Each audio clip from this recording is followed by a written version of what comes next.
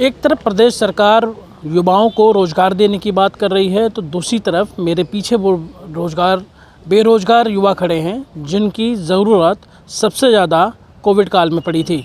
Covid के दौरान इन सभी मेडिकल स्टाफ को, और जिसमें से लैब टेक्नीशियंस भी हैं, इन सभी लोगों की भर्ती की गई और फाइनली अब कोविड के ख़त्म होने के बाद जब प्रदेश के खुद स्वास्थ्य मंत्री ने ये कहा था कि इनकी नौकरी नहीं जाएगी, इनको कहीं एडजस्ट किया जाएगा, लेकिन सबको सेवा समाप्ति का लेटर थमा दिया गया है।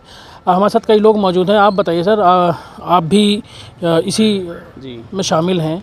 किस तरीके से आप लोगों ने काम किया था कोविड में जान हथेली पर लेकर के, और अब आप लोगों को जब बाहर का रास्ता दिखाया तो सबसे पहले एहसास क्या हो रहा है? सर, मैं डॉक्टर मनीष शर्मा, यहाँ गाज़ियाबाद में कोविड में हम लोगों की भर्ती हुई थी और उस समय ऐसा दौर चल रहा था कि कोई किसी को देखने के लिए तैयार भी नहीं था और किसी को छूने के लिए तैयार भी नहीं था। उस समय हमने घर घर जाकर पूरे अपने गाज़ियाबाद ज़िले में सबसे नंबर 1 पोजीशन पर हमने कोविड कार्यकाल को संभाला और हमारी बहुत हम सब लोग जितने भी हैं सारे कोरोना वॉरियर ही हैं और हम सब लोगों ने फ्रंट पर रह के काम किया है और उसमें बहुत सारे लोगों की जान भी बची हैं। हमने ऐसी जगह काम किया है जहां बिल्कुल फ्रंट पे रहते हैं। कितने लोग हैं ऐसे जो लोग आप लोग साफ तौर पे प्रभावित हैं, जिनकी सेवाएं ख़त्म की गई? सर, हम लोग यहाँ पर जो है लगभग 32 लोग हैं जिन लोगों की सेवा समाप्त हो गई है 31 जुलाई को। हालांकि 31 जुलाई को हमारे माननीय ब्रजेश पाठक उप मुख्यमंत्री जो हैं, उन्होंने ये आश्वासन हमें दे के वहाँ से भेजा था। हम लखनऊ गए थे 31 तारीख को। उन्होंने ये आश्वासन दिया था कि ये जो है आप लोगों को समायोजित किया जाएगा और किसी को भी निकाला नहीं जाएगा। लेकिन जब हम यहाँ गाज़ियाबाद वापस आए और हमने यहाँ पर अपनी बात रखी, CMO साहब ने भी कहा कि भाई हम लोग कर रहे हैं अपनी तरफ से कोशिश, लेकिन आज भी हमें जो है 5वां दिन चल रहा है और हमें किसी भी तरीके की कोई भी इस तरीके से आश्वासन नहीं मिल पा रहा है कि हमें मतलब कुछ ऐसा वो नहीं। कुछ महिलाएं भी यहाँ शामिल हैं, आप लोग भी बताइए।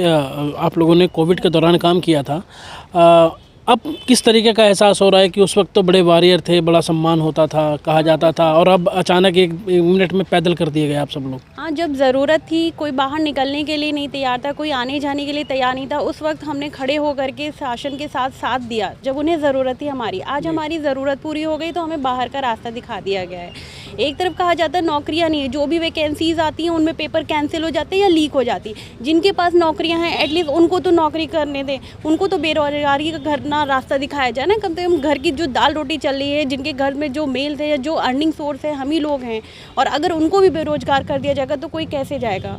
और हम लोग सिर्फ सभी गाज़ियाबाद के ही ज़िले से नहीं, बहुत से लोग हैं जो अलग अलग ज़िलों से आकर के यहाँ। कहाँ के रहने वाले? मैं लखनऊ से हूँ। लखनऊ से गाज़ियाबाद आई थी आप? गाज़ियाबाद आई हूँ सिर्फ कोरोना के काल में, जिस वक्त कोई रेंट पे रखने के लिए भी नहीं तैयार था, कोई किसी को घर में हॉस्पिटल के एम्प्लॉय को रखने के लिए भी नहीं तैयार था। उस वक्त हम लोगों ने अपने घर को छोड़ करके, अपने नेटिव प्लेस को छोड़ करके हम लोग दूसरे शहरों में गए। अच्छा, अब आप लोगों को मना कर दिया गया है, सेवा समाप्ति का लेटर थमाया गया है। परिवार में क्या बातचीत हो रही है, क्योंकि रोजगार थे अब बेरोजगार हो गए आप लोग?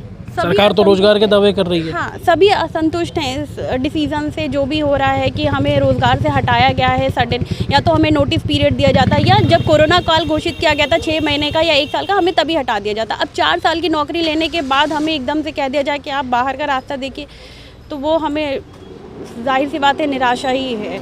तो ऐसे कई ऐसे यहाँ पर जो मेरे पीछे आप लोग देख रहे हैं वो कोरोना वॉरियर्स हैं, जो कि कोरोना के दौरान इन्होंने जी तोड़ मेहनत की, अपनी जान हथेली पर रख करके लोगों की सेवाएं की, कोरोना काल से लोगों को बाहर निकाला। लेकिन अब स्थिति ये है कि ये सभी एक झटके में बेरोजगार कर दिए गए हैं।